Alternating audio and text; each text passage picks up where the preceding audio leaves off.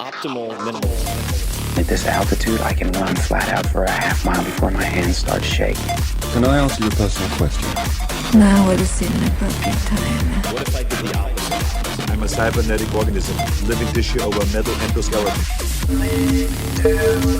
Ferriss Show. Hello, boys and girls, ladies and gentlemen, this is Tim Ferriss, and welcome to another episode of The Tim Ferriss Show. This episode will feature some of my favorite advice and profiles from Tribe of Mentors. Thousands of you have asked for years for the audiobook versions of Tools of Titans and Tribe of Mentors, and they are now both finally available at audible.com/Ferriss. Today's episode will focus on my first chapter in Tribe of Mentors, as well as profiles of Naval Ravikant, Susan Cain, and Yuval Noah Harari. Just a few notes on the format before we dive in. I recorded the introduction myself and selected 3 fantastic top-ranked narrators to handle the rest. The short bios, which you'll hear at the beginning of each profile, are read by Kaleo Griffith. Ray Porter reads my words, as well as those of the male guests. The words of female guests are performed by Thérèse Plummer.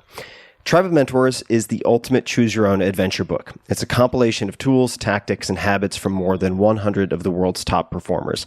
From iconic entrepreneurs to elite athletes, from artists to billionaire investors, their short profiles can help you answer some of life's most challenging questions, achieve extraordinary results, and hopefully transform your life as they have mine. I'm really happy with how this book turned out, and the universe helped me to pull off some miracles in Tribe of Mentors with guests like Ben Stiller, Temple Grandin, Ayaan Hirsi Ali, Yuval Noah Harari, who you hear in this episode, Arianna Huffington, Mark Benioff, Terry Crews, Dan Gable, and many, many more. And it includes a lot of the people I grew up viewing as idols or demigods, so thanks for that, universe. And if you only get one thing out of this book, let it be this.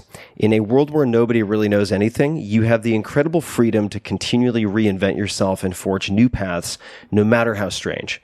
So embrace your weird self. There's no one right answer, only better questions for you.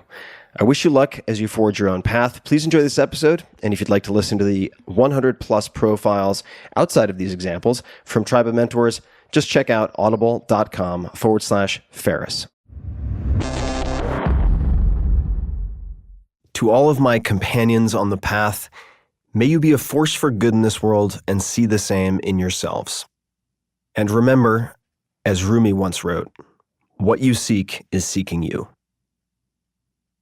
Introduction. The only true voyage would be not to travel through 100 different lands with the same pair of eyes, but to see the same land through 100 different pairs of eyes. Marcel Proust. Albert grunted. Do you know what happens to lads who ask too many questions? Mort thought for a moment. No, he said eventually. What? There was silence. Then Albert straightened up and said, damned if I know. Probably they get answers, and serves them right. Terry Pratchett, in Mort. To explain why I wrote this book, I really need to start with when. 2017 was an unusual year for me. The first 6 months were a slow simmer, and then within a matter of weeks, I turned 40, my first book, The 4-Hour Workweek, had its 10th anniversary, several people in my circle of friends died, and I stepped on stage to explain how I narrowly avoided committing suicide in college. Truth be told, I never thought I'd make it to 40. My first book was rejected 27 times by publishers. The things that worked out weren't supposed to work, so I realized on my birthday, I had no plan for after 40. As often happens at forks in the path, college graduation, quarter-life crisis, midlife crisis, kids leaving home, retirement, and so on, questions started to bubble to the surface. Were my goals actually my own, or simply what I thought I should want? How much of life had I missed from under-planning or over-planning? How could I be kinder to myself? How could I better say no to the noise to better say yes to the adventures I craved? How could I best reassess my life, my priorities, my view of the world, my place in the world, and my trajectory through the world? So many things, all the things. One morning, I wrote down the questions as they came, hoping for a glimmer of clarity. Instead, I felt a wave of anxiety. The list was overwhelming.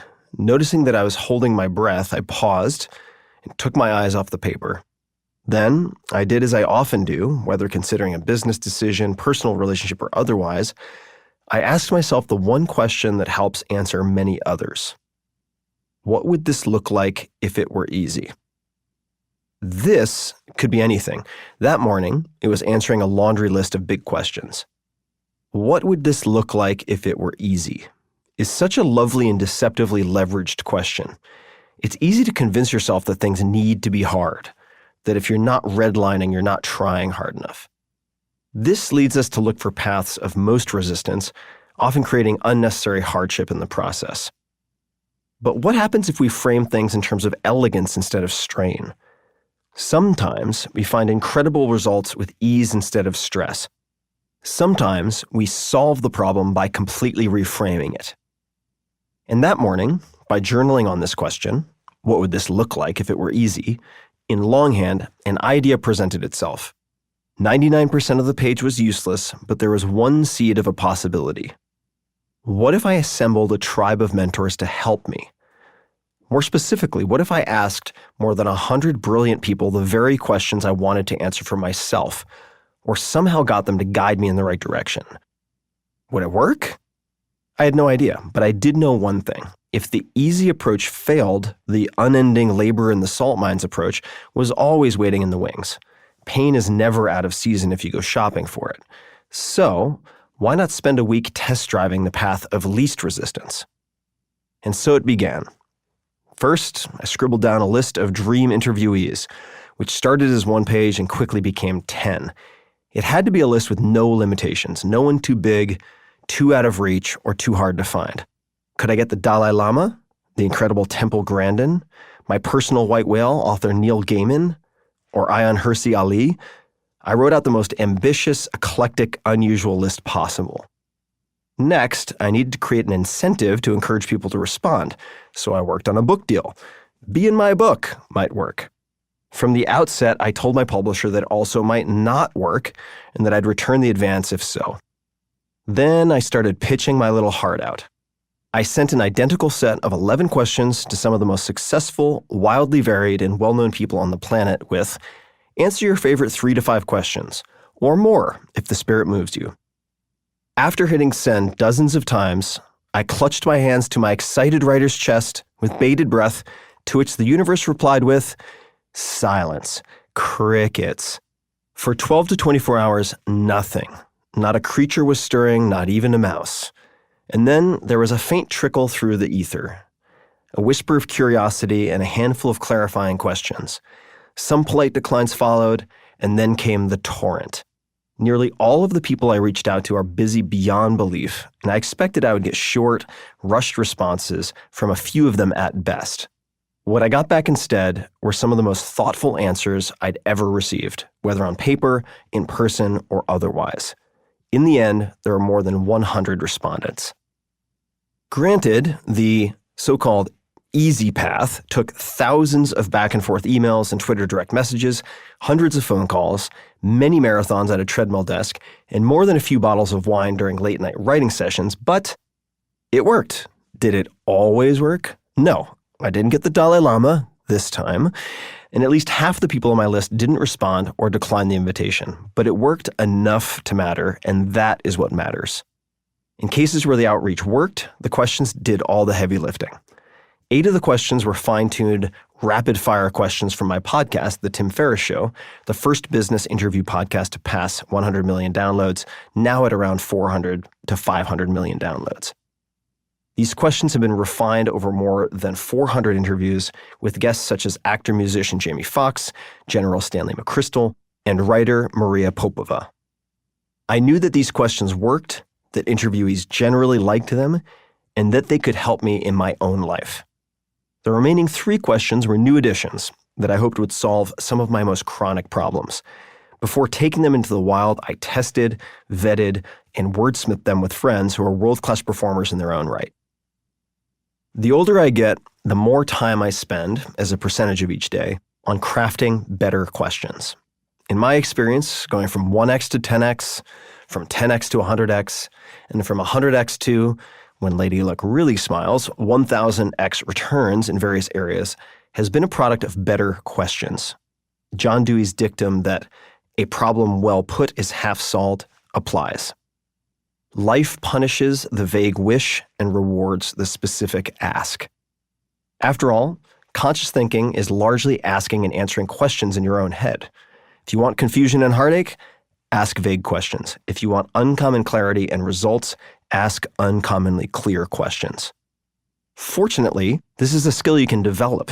No book can give you all of the answers, but this book can train you to ask better questions.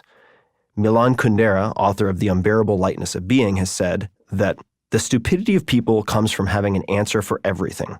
The wisdom of the novel comes from having a question for everything.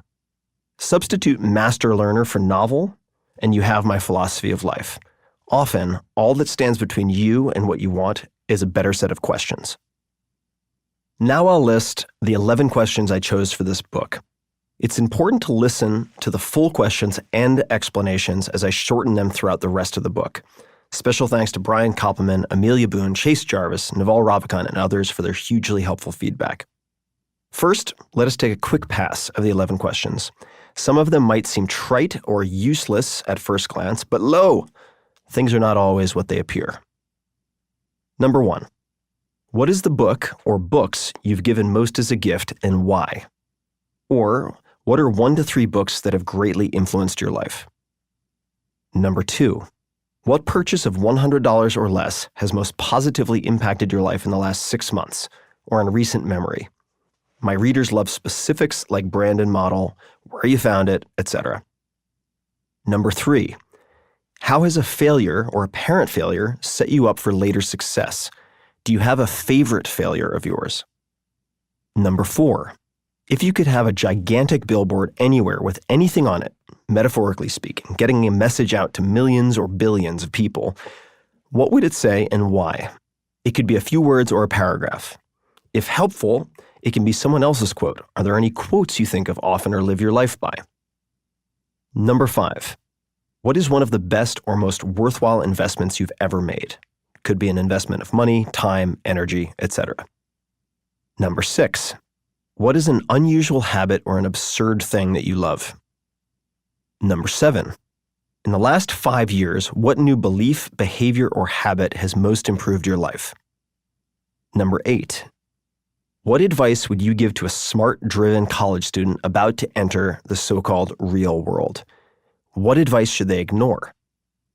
Number 9. What are bad recommendations you hear in your profession or area of expertise? Number 10. In the last 5 years, what have you become better at saying no to? Distractions, invitations, etc. What new realizations and/or approaches helped? Any other tips? Number 11. When you feel overwhelmed or unfocused, or have lost your focus temporarily, what do you do? If helpful, what questions do you ask yourself? Now let's take a look at each of these questions and I'll explain why they appear to work. You might ask, why should I care? I'm not an interviewer. To that, my response is simple. If you want to build or foster a world-class network, you need to interact in a way that earns it. All of these points will help. For instance, I spent weeks testing the order of questions for optimal responses. To me, proper sequencing is the secret sauce, whether you're trying to learn a new language in 8 to 12 weeks, overcome a lifelong fear of swimming, as I did, or pick the brain of a potential mentor over coffee. Good questions in the wrong order get bad responses. Conversely, you can punch well above your weight class by thinking about sequencing, as most people don't. For example, the billboard question is one of my podcast listener and guest favorites, but it's heavy. It stumps or intimidates a lot of people. I didn't want to scare busy people off who might opt out with a quick, "Sorry, Tim, I just don't have bandwidth for this right now." So, what to do? Easy. Let them warm up with lightweight questions. For example, most gifted books, purchase of under $100, which are less abstract and more concrete. In the following descriptions, my explanations get shorter towards the end of the 11 questions, as many of the points carry over or apply to all of them. Number 1, what is the book or books you've given most as a gift and why? Or what are 1 to 3 books that have greatly influenced your life? What's your favorite book? Seems like a good question. So innocent, so simple. In practice, it's terrible. The people I interview have read hundreds or thousands of books, so it's a labor-intensive question for them, and they rightly worry about picking a favorite, which then gets quoted and put in articles, Wikipedia, etc. Most gifted is lower risk, an easier search query, in other words, easier to recall, and implies benefits for a broader spectrum of people, which the idiosyncratic favorite does not. For the curious and impatient among you, here are a few books of many that came up a lot in this book. Man's Search for Meaning by Viktor E. Frankl, The Rational Optimist by Matt Ridley, The Better Angels of Our Nature by Steven Pinker, Sapiens by Yuval Noah Harari, Poor Charlie's Almanac by Charlie Munger. If you'd like to see all of the recommended books in one place, including a list of the top 20 most recommended from this book and Tools of Titans, my previous book, you can find all the goodies at tim.blog/booklist. Number 2. What purchase of $100 or less has most positively impacted your life in the last 6 months or in recent memory? My fans love specifics like brand and model, where you found it, etc. This might seem like a throwaway, but it isn't. It provides an easy entry point for busy interviewees while providing readers with something immediately actionable. The deeper questions elicit more profound answers, but profundity is the fiber of knowledge. It requires intensive digestion. To keep marching forward in the meanwhile, humans, yours truly included, need short-term rewards. In this book, I accomplished that with questions that provide tangible, easy, and often fun answers. Scooby snacks for your hardworking soul, if you want to think of it that way. To get the heavier lifting done, these breathers are important. Number 3, how has a failure or apparent failure set you up for later success? Do you have a favorite failure of yours? This one is particularly important to me. As I wrote in Tools of Titans, the superheroes you have in your mind, idols, icons, elite athletes, billionaires, etc., are nearly all walking flaws who've maximized one or two strengths. Humans are imperfect creatures. You don't succeed because you have no weaknesses. You succeed because you find your unique strengths and focus on developing habits around them. Everyone is fighting a battle and has fought battles you know nothing about. The heroes in this book are no different. Everyone struggles. Number 4, if you could have one gigantic billboard anywhere with anything on it, metaphorically speaking, getting a message out to millions or billions of people, what would it say and why? It could be a few words or a paragraph. If helpful, it can be someone else's quote. Are there any quotes you think of often or live your life by? This one's pretty self-explanatory, so I'll skip the commentary. For would-be interviewers, though, the if helpful portion is often critical for getting good answers. Number 5. What is one of the best or most worthwhile investments you've ever made? Could be an investment of money, time, energy, etc. This is also self-explanatory, or so it seems. With questions like this and the next, I found it productive to give interviewees a real-world answer, an example. In a live interview, it buys them time to think, and in text, say an email, it gives them a template. For this question, for instance, I gave everyone the following. Sample answer from Amelia Boone, one of the world's top endurance athletes, sponsored by big brands, and 4-time world champion in obstacle course racing, OCR. In 2011, I shelled out $450 to participate in the first World's Toughest Mudder, a brand new 24-hour obstacle race. Saddled with law school debt, it was a big expenditure for me, and I had no business thinking I could even complete the race, let alone compete in it.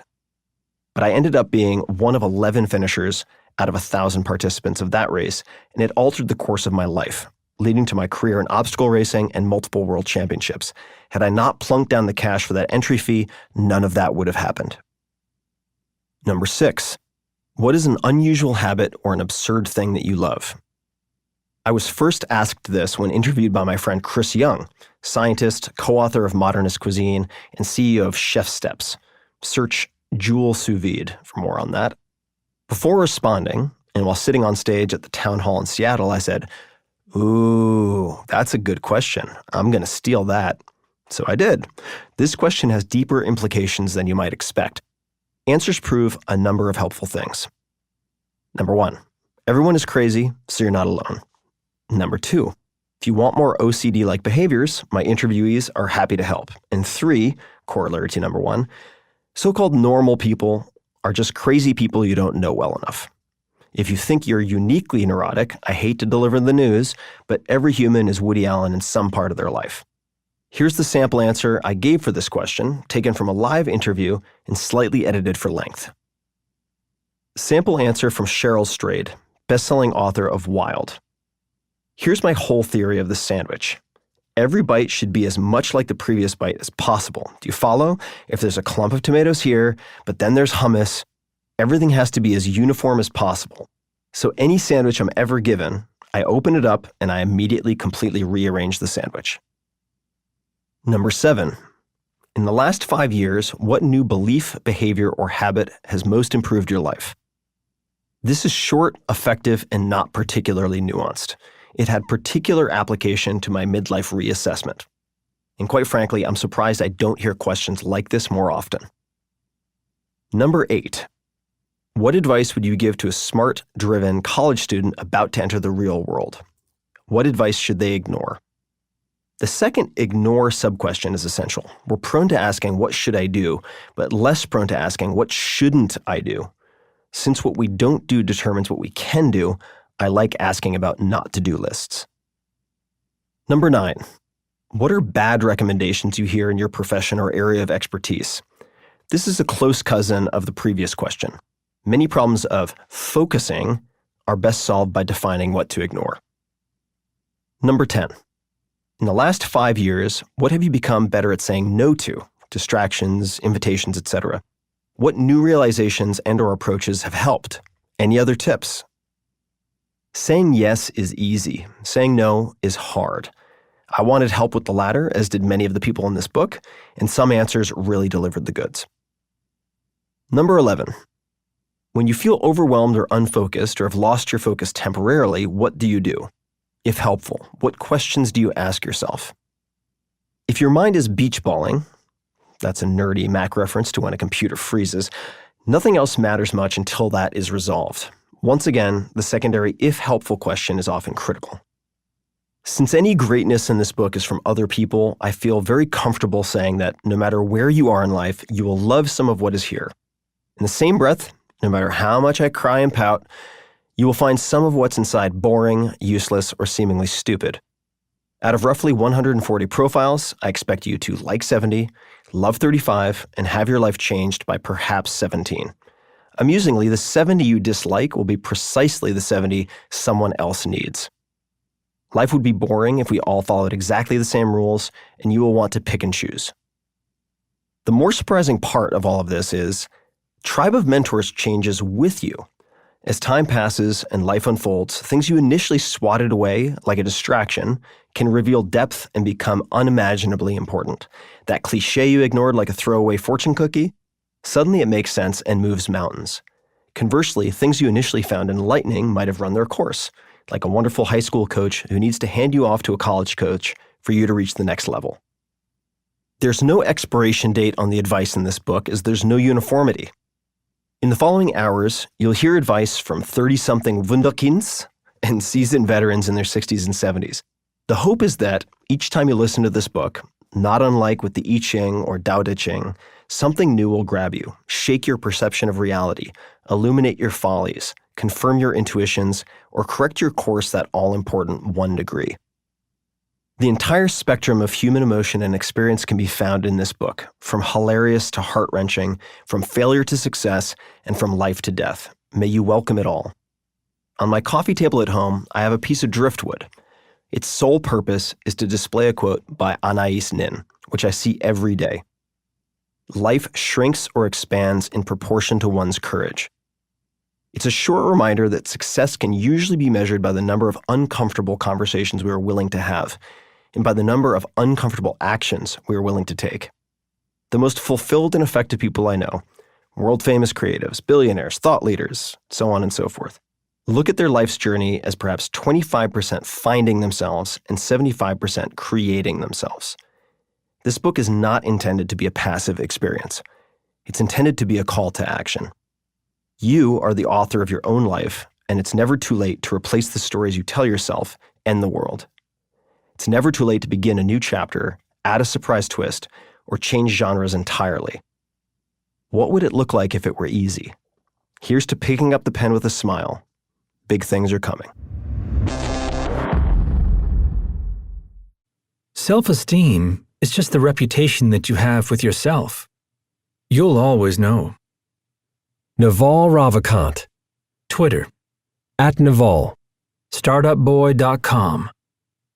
Naval Ravikant is the CEO and co-founder of AngelList. He previously co-founded Vast.com and ePinions.com, which went public as part of Shopping.com. He is an active angel investor and has invested in more than 100 companies, including many unicorn mega successes. His deals include Twitter, Uber, Yammer, Postmates, Wish, Thumbtack, and OpenDNS. In recent years, he is the person I call most for startup-related advice.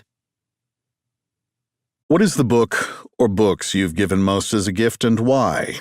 Or what are 1 to 3 books that have greatly influenced your life? Total Freedom by Jiddu Krishnamurti, a rationalist's guide to the perils of the human mind, the spiritual book that I keep returning to. Sapiens by Yuval Noah Harari, a history of the human species with observations, frameworks, and mental models that will have you looking at history and your fellow humans differently. Everything by Matt Ridley. Matt is a scientist, optimist, and forward thinker. Genome, The Red Queen, The Origins of Virtue, The Rational Optimist, they're all great. How has a failure, or apparent failure, set you up for later success? Do you have a favorite failure of yours? Suffering is a moment of clarity when you can no longer deny the truth of a situation and are forced into uncomfortable change. I'm lucky that I didn't get everything I wanted in my life, or I'd be happy with my first good job, my college sweetheart, my college town. Being poor when young led to making money when old. Losing faith in my bosses and elders made me independent and an adult. Almost getting into the wrong marriage helped me recognize and enter the right one. Falling sick made me focus on my health. It goes on and on. Inside suffering is the seed of change. If you could have a gigantic billboard anywhere with anything on it, what would it say and why? Desire is a contract that you make with yourself to be unhappy until you get what you want.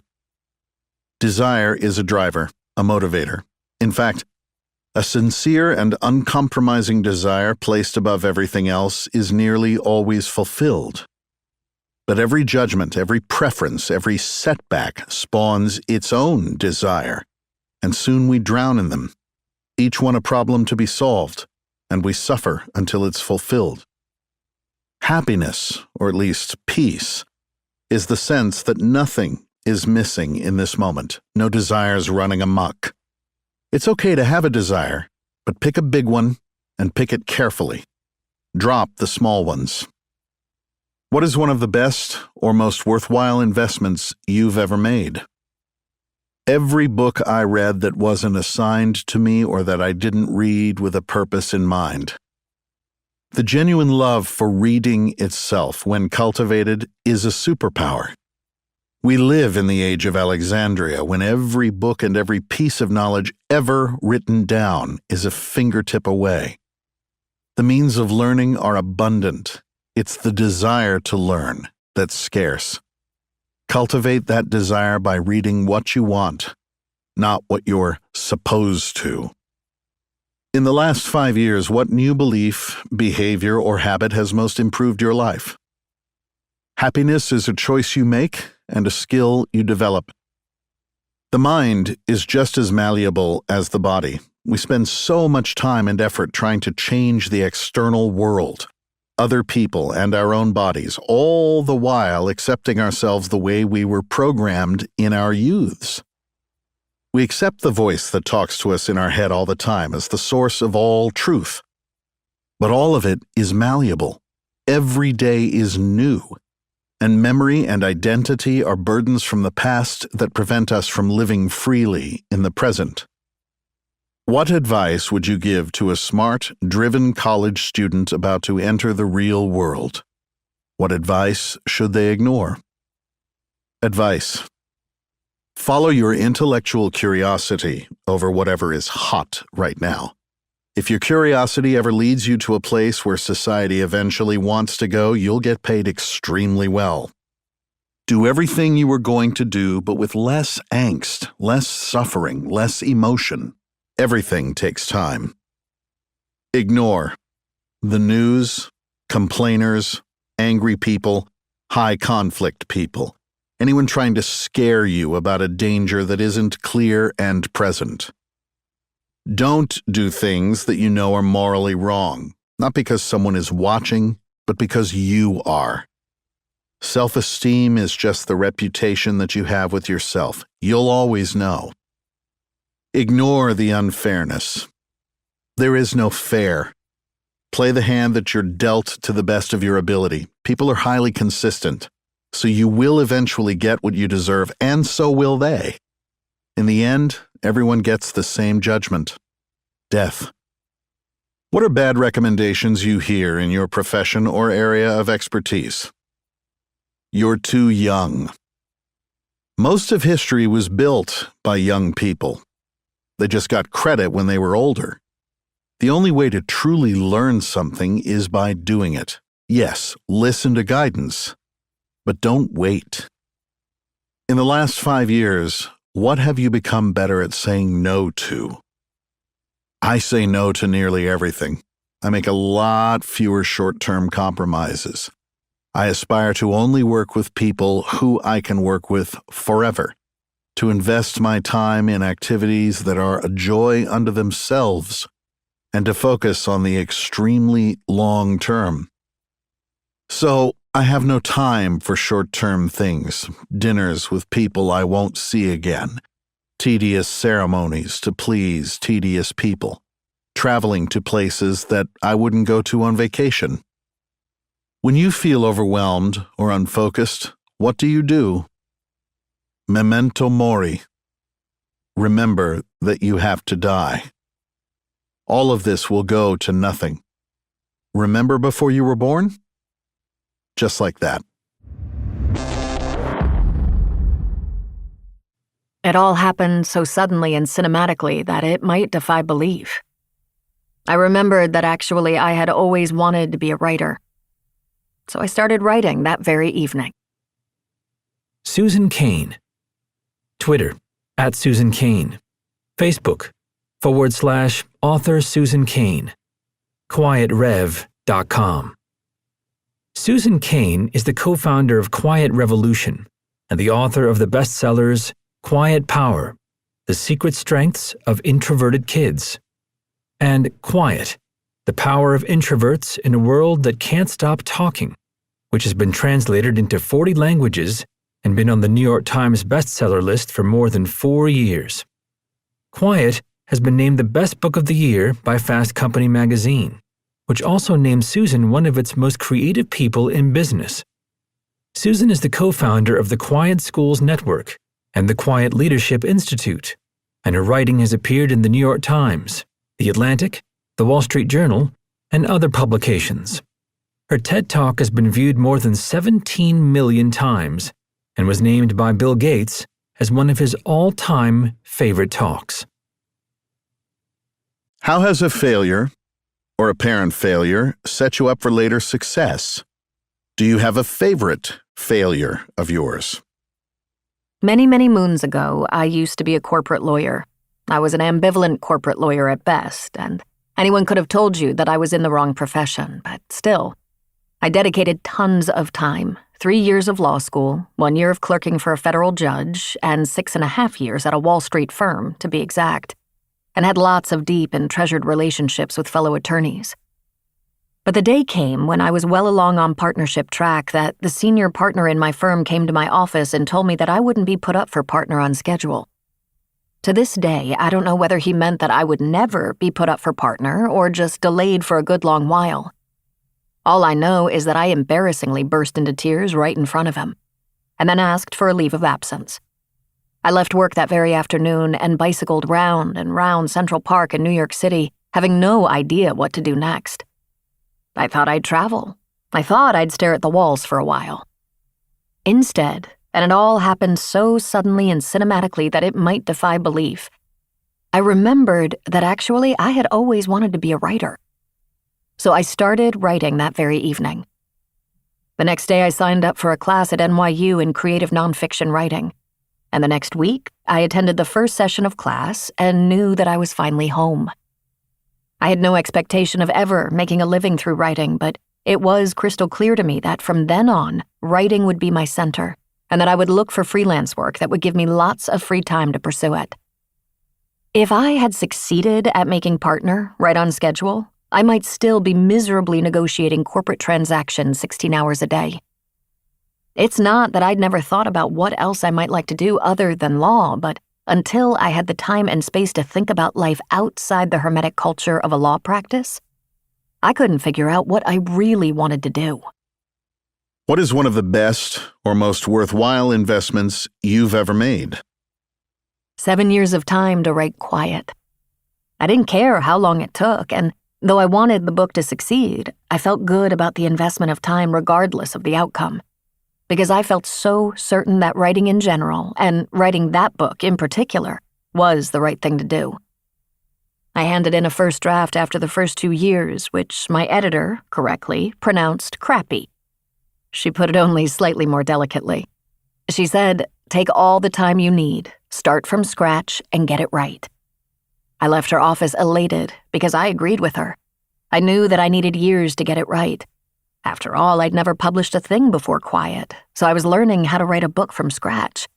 And I was thrilled that she was giving me the time. Most publishing houses rush books to market long before they're fully baked. If she'd done that, there would be no Quiet revolution. What is an unusual habit or an absurd thing that you love? I love sad minor key music. I find it elevating and transcendent, and not really sad at all. I think that's because this kind of music is really about the fragility and therefore the preciousness of life and love. Leonard Cohen is my patron saint. Try Dance Me to the End of Love or Famous Blue Raincoat or pretty much anything else he's ever written, including, of course, Hallelujah, his best-known song, but really only the tip of the Leonard iceberg. Also, Hinak Yafa, You Are Beautiful by Idan Rachel. It's a gorgeous song of longing for the beloved, but really, it's about longing in general.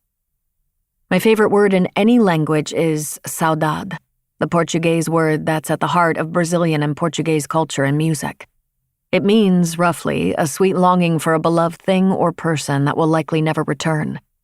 Try the music of Madre Deus or Cesaria Evora.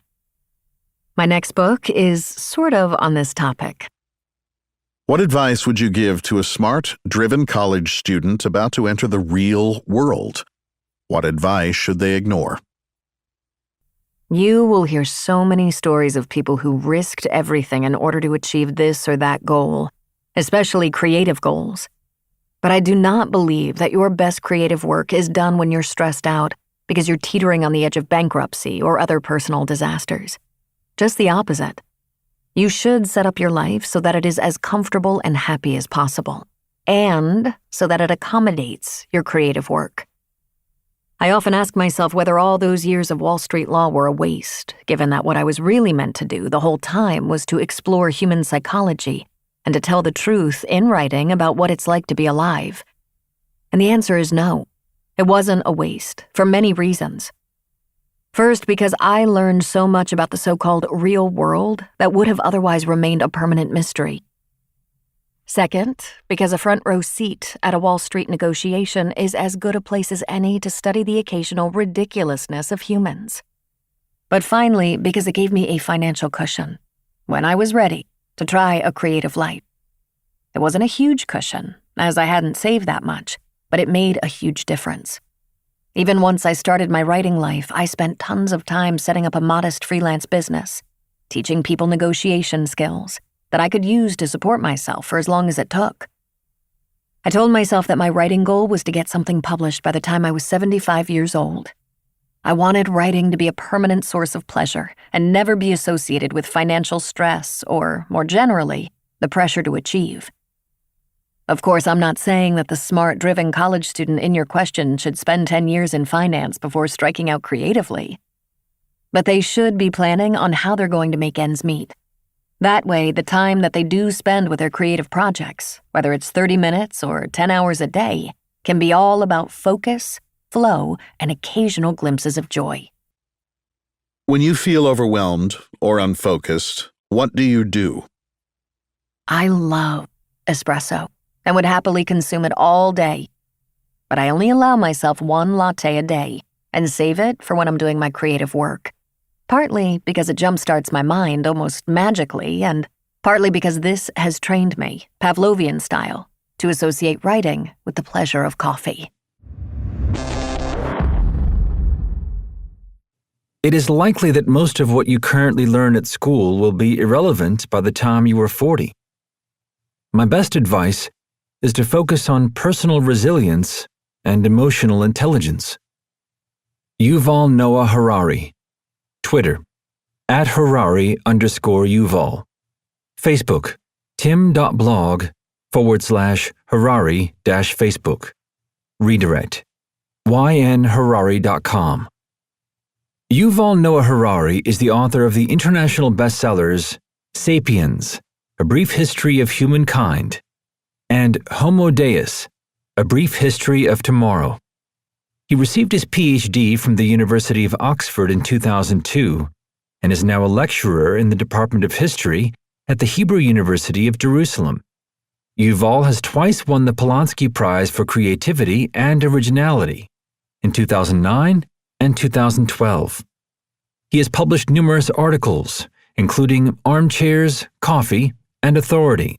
Eyewitnesses and Flesh Witnesses Speak About War, 1100 to 2000, for which he won the Society for Military History's Moncado Award. His current research focuses on macro-historical questions. What is the relation between history and biology? What is the essential difference between Homo sapiens and other animals? Is there justice in history? Does history have a direction? Did people become happier as history unfolded? What is the book or books you've given most as a gift and why? Or what are 1 to 3 books that have greatly influenced your life? Aldous Huxley's Brave New World. I think it is the most prophetic book of the 20th century, and the most profound discussion of happiness in modern Western philosophy. It had a deep impact on my thinking about politics and happiness, and since, for me, the relationship between power and happiness is the most important question in history, Brave New World has also reshaped my understanding of history. Huxley wrote the book in 1931, with communism and fascism entrenched in Russia and Italy, Nazism on the rise in Germany, militaristic Japan embarking on its war of conquest in China, and the entire world gripped by the Great Depression. Yet, Huxley managed to see through all these dark clouds and envision a future society without wars, famines, and plagues, enjoying uninterrupted peace, abundance, and health. It is a consumerist world which gives completely free rein to sex, drugs, and rock and roll, and whose supreme value is happiness. It uses advanced biotechnology and social engineering to make sure that everyone is always content and no one has any reason to rebel. There is no need of a secret police, concentration camps, or a ministry of love a la Orwell's 1984. Indeed, Huxley's genius consists in showing that you could control people far more securely through love and pleasure than through violence and fear. When people read George Orwell's 1984, it is clear that he is describing a frightening nightmare world, and the only question left open is, how do we avoid reaching such a terrible state? Reading Brave New World is a far more disconcerting experience because it is obvious that there must be something dreadfully wrong, but you are hard-pressed to put your finger on it. The world is peaceful and prosperous, and everyone is supremely satisfied all the time. What could possibly be wrong with that? The truly amazing thing is that when Huxley wrote Brave New World back in 1931, Both he and his readers knew perfectly well that he was describing a dangerous dystopia. Yet, many readers today might easily mistake it for a utopia. Our consumerist society is actually geared to realizing Huxley's vision. Today, happiness has become the supreme value, and we increasingly use biotechnology and social engineering to ensure maximum satisfaction to all citizen customers. You want to know what could be wrong with that? Read the dialogue between Mustafa Mond, the world controller for Western Europe, and John the Savage, who lived all his life on a native reservation in New Mexico, and who is the only man in London who still knows anything about Shakespeare or God. What is an unusual habit or an absurd thing that you love? When going on an elevator or escalator, trying to stand on the tips of my toes. How has a failure or apparent failure set you up for later success? Do you have a favorite failure of yours? After I published Sapiens in Hebrew and it became a bestseller in Israel, I thought it would be easy to publish an English translation of it. I translated it and sent it to various publishers, but all rejected it out of hand. I still preserve a particularly humiliating rejection letter I got from one very prominent publishing house. So I then tried to self-publish it on Amazon. The quality was quite dreadful, and it sold just a couple of hundred copies. I was very frustrated for some time. Then I realized that the DIY method just doesn't work, and that instead of looking for shortcuts, I needed to do it the hard and long way and rely on professional help. My husband, Itzik, who is a far better businessman than me, took over. He found us a wonderful literary agent, Deborah Harris, whose advice led us to hire an outstanding editor, Chaim Watzman, who helped me rewrite and polish the text. With their assistance, we got a contract from Harville Secker, a division of Random House. My editor there, Michael Shavit, turned the text into a real gem and hired the best independent PR agency in the UK book market, Riot Communications, to do the PR campaign. I make a point of mentioning their names because it was only thanks to the professional work of all these experts that Sapiens became an international bestseller. Without them, it would have remained an unknown rough diamond, like so many other excellent books that nobody has heard about. From the initial failure, I learned the limits of my own abilities and the importance of going to the experts instead of looking for shortcuts. What advice would you give to a smart-driven college student about to enter the real world? What advice should they ignore? Nobody really knows what the world and the job market will look like in 2040. Hence, nobody knows what to teach young people today. Consequently, it is likely that most of what you currently learn at school will be irrelevant by the time you are 40. So what should you focus on? My best advice is to focus on personal resilience and emotional intelligence. Traditionally, life has been divided into two main parts: a period of learning followed by a period of working.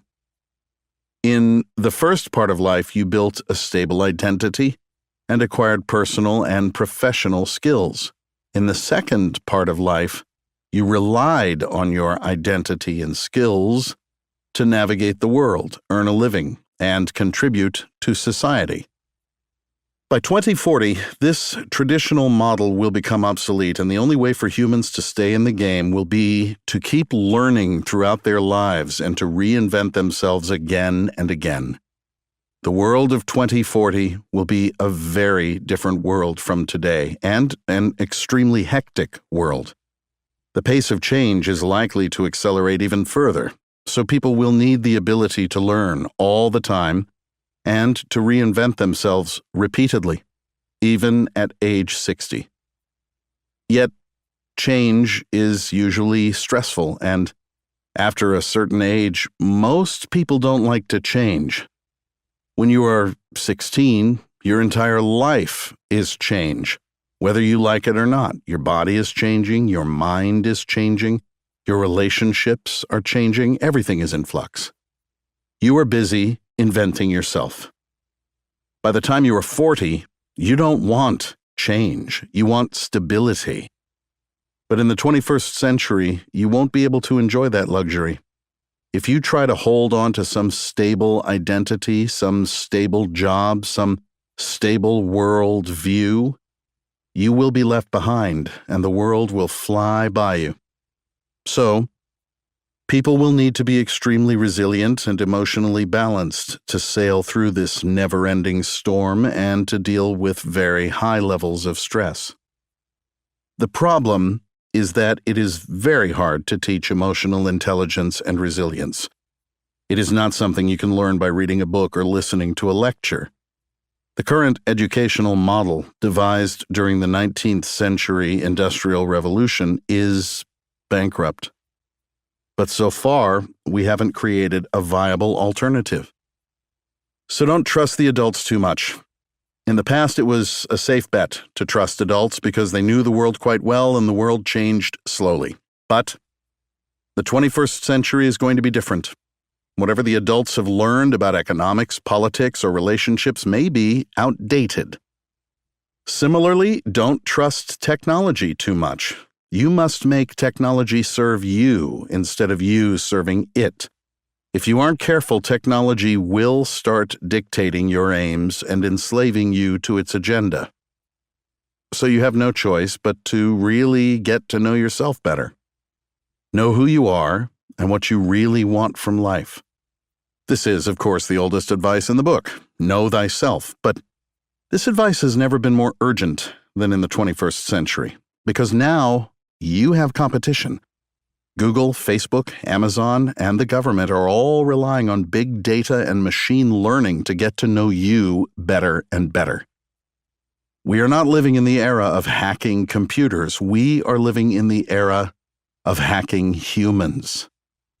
Once the corporations and governments know you better than you know yourself, they could control and manipulate you, and you won't even realize it. So, if you want to stay in the game, you have to run faster than Google. Good luck. In the last 5 years, what have you become better at saying no to? What new realizations and/or approaches helped? I have become much better at saying no to invitations, which is a matter of survival because I get dozens of invitations a week. To tell the truth, though, I'm still quite lousy at refusing. I feel so bad saying no. So I outsourced it. My husband, who is much better not only at business but also at refusing, does most of the hard work for me. And now we hired an assistant who spends hours every day just refusing people. What is one of the best or most worthwhile investments you've ever made? By far, the best investment of time I ever made was to do a 10-day Vipassana meditation. www.dhamma.org retreat. As a teenager and later as a student, I was a very troubled and restless person. The world made no sense to me, and I got no answers to the big questions I had about life.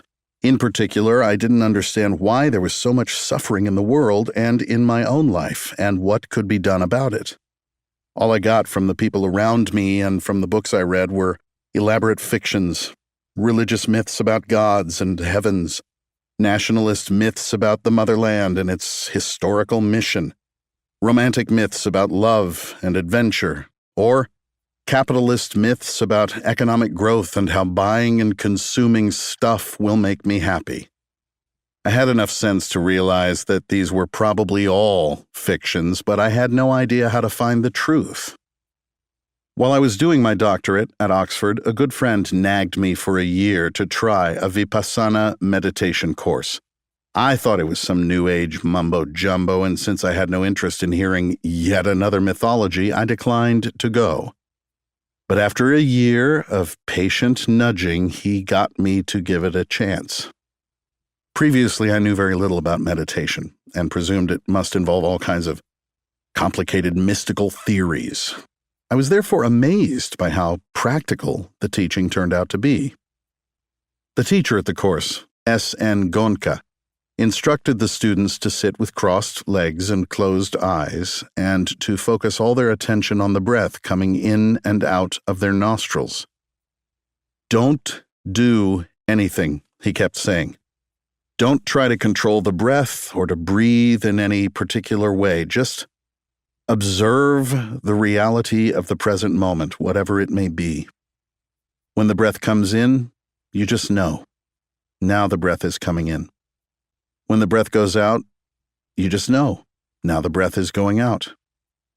And when you lose your focus and your mind starts wandering in memories and fantasies, you just know.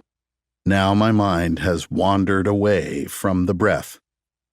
It was the most important thing anybody has ever told me. The first thing I learned by observing my breath was that notwithstanding all the books I had read and all the classes I had attended at university, I knew almost nothing about my mind, and I had very little control over it. Despite my best efforts, I couldn't observe the reality of my breath coming in and out of my nostrils for more than 10 seconds before the mind wandered away. For years, I lived under the impression that I was the master of my life and the CEO of my own personal brand, but a few hours of meditation were enough to show me that I hardly had any control of myself. I was not the CEO, I was barely the gatekeeper. I was asked to stand at the gateway of my body, the nostrils, and just observe whatever comes in or goes out. Yet after a few moments, I lost my focus and abandoned my post. It was a humbling and eye-opening experience. As the course progressed, students were taught to observe not just their breath, but sensations throughout their body, heat, pressure, pain, and so forth. The technique of Vipassana is based on the insight that the flow of mind is closely interlinked with bodily sensations. Between me and the world, there are always bodily sensations. I never react to events in the outside world. I always react to the sensations in my own body. When the sensation is unpleasant, I react with aversion. When the sensation is pleasant, I react with craving for more. Even when we think we react to what another person had done or to a distant childhood memory or to the global financial crisis, the truth is we always react to a tension in the shoulder or a spasm in the pit of the stomach. You want to know what anger is? Well, just observe the sensations that arise and pass in your body while you are angry. I was 24 years old at the time I went to this retreat and had probably experienced anger 10,000 times previously. Yet I never bothered to observe how anger actually felt. Whenever I was angry, I focused on the object of my anger, something somebody else did or said, rather than on the physical reality of the anger. I think I learned more about myself and about humans in general by observing my sensations for those 10 days than I learned in my whole life before. And to do so, I didn't have to accept any story, theory, or mythology. I just had to observe reality as it is.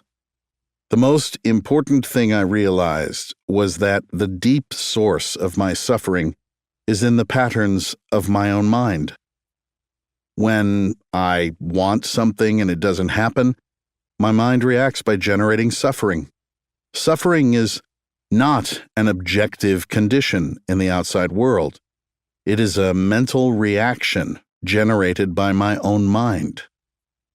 Since that first course in 2000, I began practicing Vipassana for 2 hours every day, and each year I take a long meditation retreat for a month or two. It is not an escape from reality, it is getting in touch with reality. At least for 2 hours a day, I actually observe reality as it is. While for the other 22 hours, I get overwhelmed by emails and tweets and funny cat videos. Without the focus and clarity provided by this practice, I could not have written Sapiens and Homo Deus. When you feel overwhelmed or unfocused, what do? I observe my breath for a few seconds or minutes. Hey guys, this is Tim again. Just a few more things before you take off. Number one, this is 5 Bullet Friday.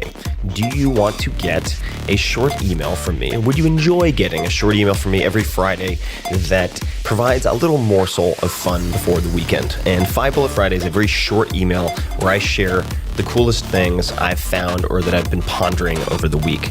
That could include favorite new albums that I've discovered. It could include gizmos and gadgets and all sorts of weird shit that I've somehow dug up in the world of the esoteric as I do.